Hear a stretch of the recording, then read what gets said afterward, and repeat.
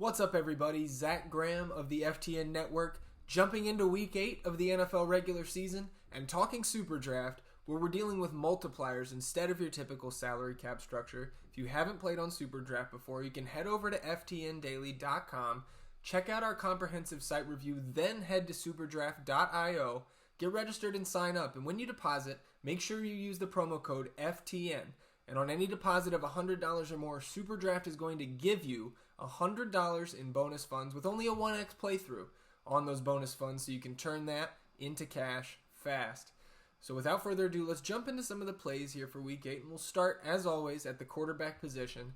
I've got my eye on two sophomore quarterbacks, both sitting at the 1.2x multiplier. First, we can start with Jalen Hurts.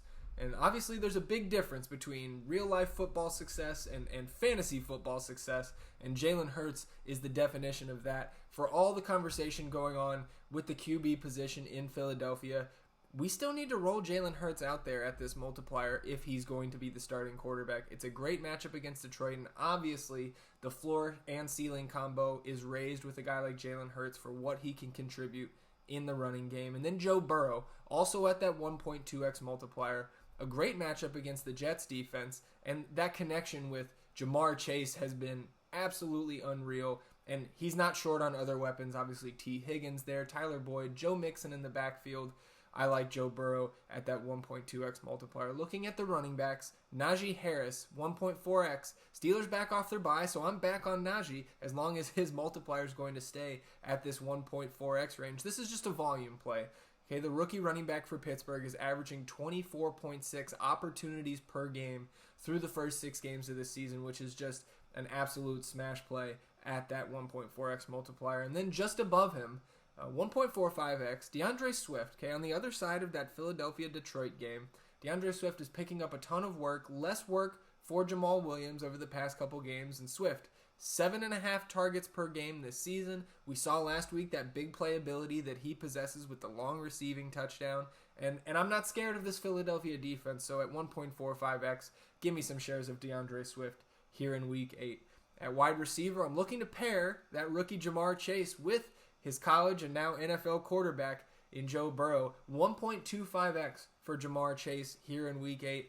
Obviously, he's an amazing talent with a knack for the end zone early in his career and just eclipsing that 200-yard mark last week against division rival Baltimore. I'm going right back to Jamar Chase, especially if I'm rostering Joe Burrow here in Week 8. We can also look to Terry McLaurin, 1.4x for the Washington football team. He's just getting peppered with targets, 11 per game over the last 4 weeks from quarterback Taylor Heineke. And while the matchup's not great against the Denver Broncos on the road in that elevation out there in Colorado, that 1.4x multiplier is too good for me to pass up, especially if I'm running multiple lineups on SuperDraft this week. We'll finish up at the tight end position, which looks a little bit odd. No Travis Kelce, Darren Waller, Mark Andrews, all three of those guys that we typically see at the top, not on this slate. Okay, so you've got guys like Dallas Goedert. You could pair him with Jalen Hurts, but he's at that 1x floor multiplier this week with those top guys gone. Kyle Pitts also there, a solid option, but at that floor 1x multiplier. So I'm looking a little bit further down the list here. Ricky Seals-Jones is a repeat name, especially if you fade Terry McLaurin. I like looking to Ricky Seals-Jones, 1.75x, over 7 targets per game over the last 3 with Taylor Heineke. So I like him at that elevated multiplier, but I'll go a step further. Dan Arnold for the Jacksonville Jaguars, going up against the Seattle Seahawks, who haven't been great on defense this season, to put it mildly.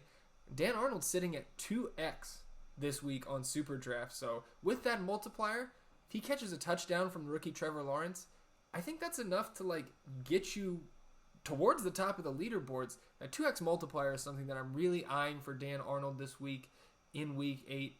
And I just love that upside. I can't get away from it at the tight end position. So that's going to do it for me. Make sure you're tuning in to all the content that we have relating to SuperDraft at ftndaily.com. All that SuperDraft content is free at FTN Daily, and that culminates every Sunday with the SuperDraft Sunday Study you can find on the FTN Daily Twitter handle, the YouTube channel.